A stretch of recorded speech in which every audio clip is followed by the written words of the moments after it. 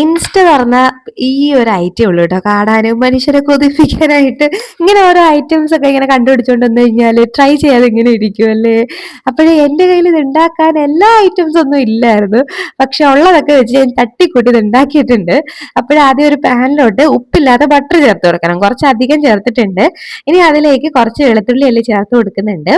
സാധാരണയായിട്ട് ഈ ഒരു റെസിപ്പി പറയുന്നത് കുറച്ച് ഒറിഗാനോയും ചില്ലി ഫ്ലെക്സും ഇടണമെന്നാണ്. ഇത് രണ്ടും എൻ്റെ കയ്യിൽ ഇല്ലാത്തത് കൊണ്ട് ഞാൻ ഒരു ടീസ്പൂൺ മുളക് പൊടി ചേർത്തിട്ടുണ്ട്. ഇനി എല്ലാം കൂടെ ഒന്ന് മിക്സ് ആക്കി എടുക്കാം. അപ്പൊ മുളക് പൊടിയും ചേർക്കണം കേട്ടോ.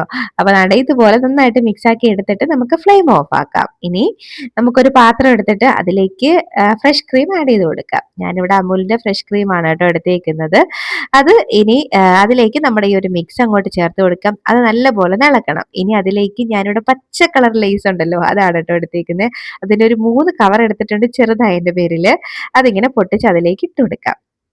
അപ്പൊ ഞാൻ എല്ലാം ഒന്ന് പൊട്ടിച്ചിട്ട് എടുത്തിട്ടുണ്ട്. ഇനി എന്താണ് ഇളക്കലോട് ഇളക്കലോട് ഇളക്കല്.